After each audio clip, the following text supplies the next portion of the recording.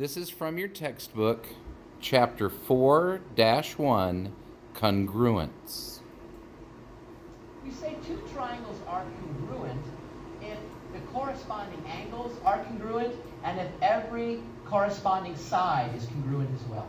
That's what it means for two triangles to be congruent.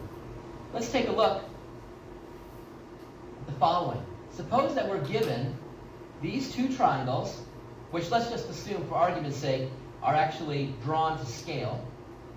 And let's suppose that we're given that triangle ABC is congruent, that's the symbol for congruent, to triangle DEF.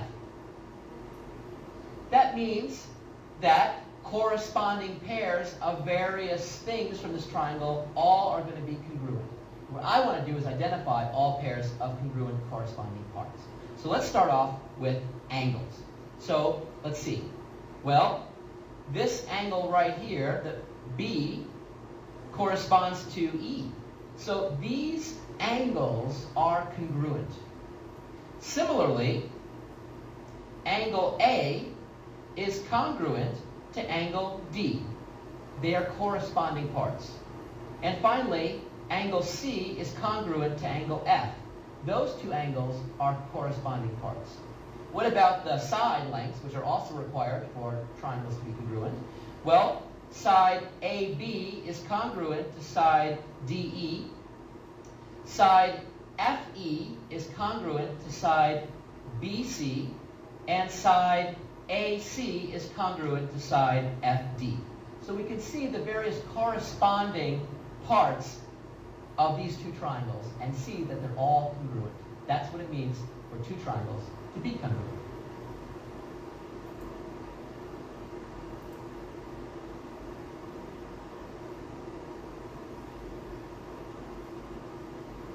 So let's take a look at this image right here, and suppose we're told a whole bunch of stuff.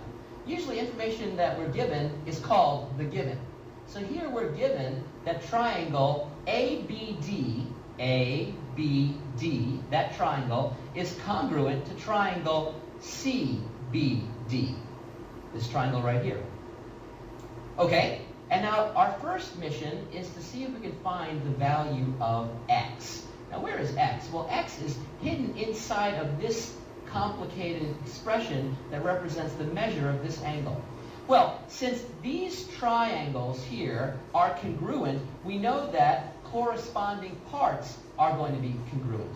Now, if we look at this for a second, we see that this angle here is a right angle, so it has a measure of 90 degrees.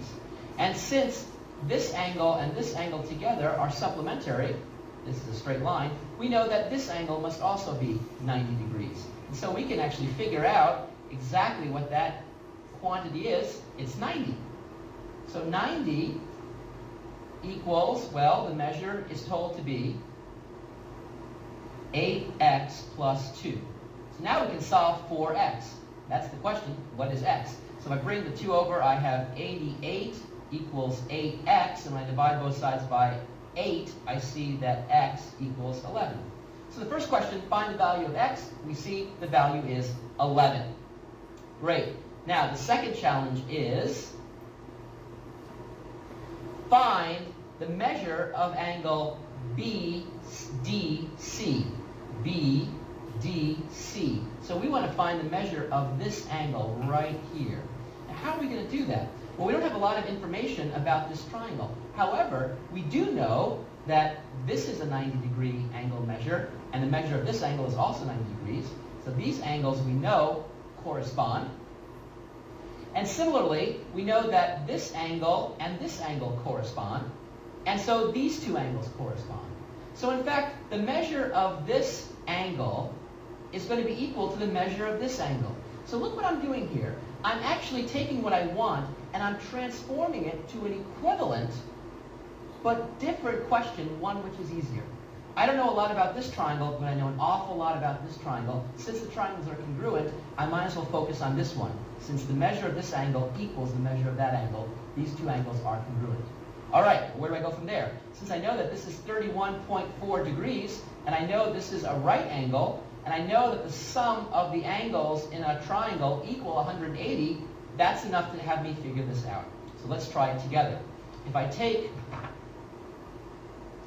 this angle, which is 90 degrees, and add to it 31.4 degrees, what I see here is 121.4 degrees as the sum of the measures of those angles.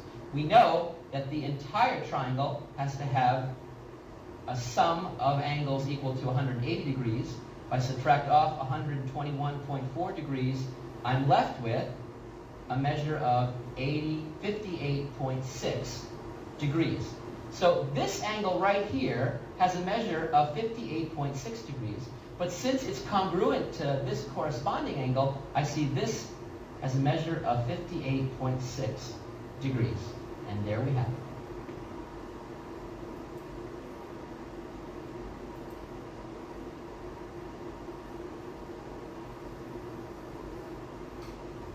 All right, let's see if we can actually prove a theorem. So, with a theorem, we'll have some given part and then the challenge of what, in fact, we're asked to prove. In this case, we're given a lot of information. We're told that angle ACD, let's see where that is, ACD, and angle ACB, these two angles are right angles. So I'm going to mark them in. As we gain information, I'm going to mark this figure. So I'm going to denote these angles as right. C is the midpoint of the segment BD. So in fact, C is the midpoint. Okay, we have to remember that. We know also that AD is congruent to AB. That means that this side is congruent to that side. And we also are told that AC bisects angle A. So this is an angle bisector. Now, what we want to do is show that triangle ACD, this triangle here, is congruent to triangle ACB. How do I do that? I have to show that corresponding sides are congruent and corresponding angles are congruent pairs. So let's take a look and see if we can find these pairs. Well, this side and this side of those triangles are congruent. So this is a pair of sides that are congruent. Great. Can we find another pair of sides that are congruent? Yeah, the easiest one is going to be AC, because AC is the exact same side of this triangle as this triangle. So in fact, since AC equals itself, I know that this side of this triangle corresponds to this side of this triangle and, in fact, is congruent to itself. Great. So now I have two sides that are congruent. What about this side compared to this side? Well, remember that C is the midpoint. And so by the definition of what it means to be the midpoint of a line segment, we know that point actually cuts up the segment into two pieces of equal length. So this length, CD, equals this length, BC. So in fact, I see now that I can mark this as being equal in length to this, and therefore they're congruent.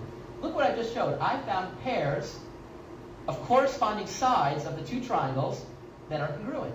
I'm halfway home. Now I've got to look at angles. Well, let's see if we can figure out the angles. Well, I know that this angle is a right angle and this angle is a right angle. That means both have measures of 90 degrees. So each of these pairs of angles can be thought of being a, in fact, congruent set of angles. We're also given one extra piece of information, which is that AC bisects angle A. And by the definition of what an angle bisector is, it means that it cuts up angle A into two congruent angles. So these two angles can be thought of as corresponding parts, and they're congruent. What about these two? Well, I don't know anything about these. However, I do know that the sum of the angles of a triangle have to be 180 degrees. I know that this is a blue angle and this is a purple right angle, and so therefore if I add these two up, I know that this angle will be 180 degrees minus that sum. Now let's take a look at this triangle. Well, I see the exact same thing. I see the blue angle and the purple right angle, so when I add them up, I'm going to get the same sum as I got before. When I take 180 degrees minus that sum, I'm going to get the measure of that angle, which is exactly equal to the number we have here. So the measure of these angles actually the same, which means that these angles are in fact congruent. Well, I have corresponding pairs of corresponding parts of each of these triangles being congruent, which means by definition, triangle ACD is congruent to triangle ACB. And we've just proved this as a theorem.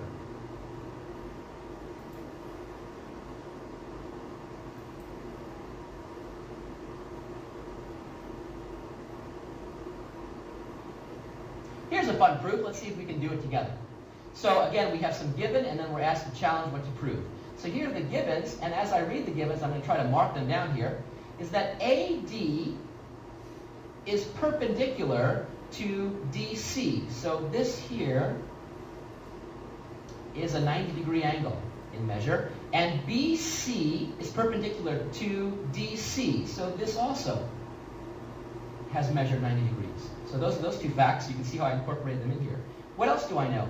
I know that angle DAC, you see that angle right here? This angle right here is told to us to be congruent to angle CBD. That's this angle right here. So those two angles are actually congruent. There's that fact. We're also told that AD is congruent to BC. Look at all these facts. Like this is like, I don't know, some holiday time where we just get all sorts of presents. And then finally we're told that BD is congruent to AC. And so I could mark it this way. This length, this entire length, is congruent to this entire length. Okay, great.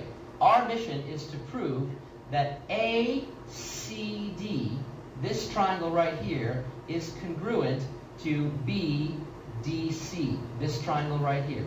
Okay, well, we have a lot of work to do, and notice it's a little bit tricky because these triangles actually are overlapping a little bit, so we can't get confused by all those overlapping parts. We want to show that we can pair up these two triangles so that each pair of corresponding parts are congruent. Well, a lot of the work has been done for us. Let's check out the sides first. First of all, I see that this side, AD, can be paired up with this side of this triangle, BC, so this part of this triangle corresponds to this side of this triangle, and they're already known to be congruent by the given.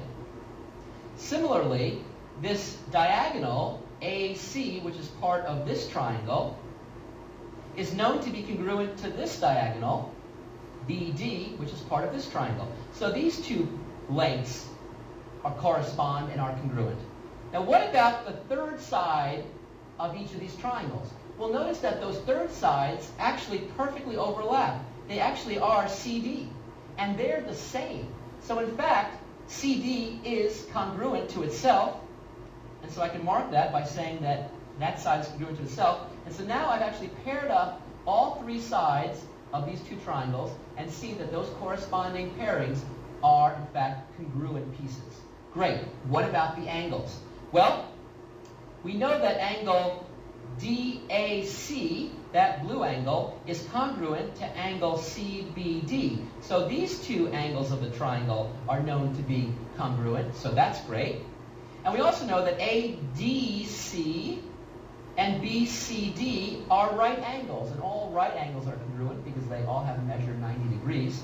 So we have these two angles are congruent. Now what about the third angle? Now where is that third angle for each of them? Well, one third angle, if you look closely, is right here. It's that little sliver piece. And the third angle of this triangle is this little sliver piece. Now, are those two angles the same, and if so, why? Well, let's look at it really carefully. If we look at triangle ACD, what we know is that the sum of the angles of those measures of those angles will equal 180 degrees. Now, we know that this angle here is the blue one, and this green one is 90 degrees. So if I add up those two measures, I can find the purple by taking 180 and subtracting off the sum of those two measures. What about the angle here? Well, that angle here, corresponding to this triangle, can be found in the exact same way. I know the sum of these angles is 180 degrees, and I know that this is a measure of a blue angle and this is a green right angle, and the sum of those two angles will give me some number, and when I take 180 degrees minus that sum, I'll get the measure of this. But since the measure of this angle equals the measure of that angle, and the measure of the green 90 equals the measure of this green 90, I know the sum of these angles equals the sum of these angles, which means 180 degrees minus this sum is equal to 180 degrees minus this sum. Namely, the measure of these two angles, in fact, are equal. And therefore, these two angles are congruent. And we've just shown that every single angle can be paired up on one triangle with a corresponding angle on the other, and then each pair is congruent. That means triangle ACD is congruent to triangle BDC. So it's so important to make sure that we have all corresponding parts corresponding appropriately, and those parts are congruent, and thus we finally prove the theorem. Congratulations.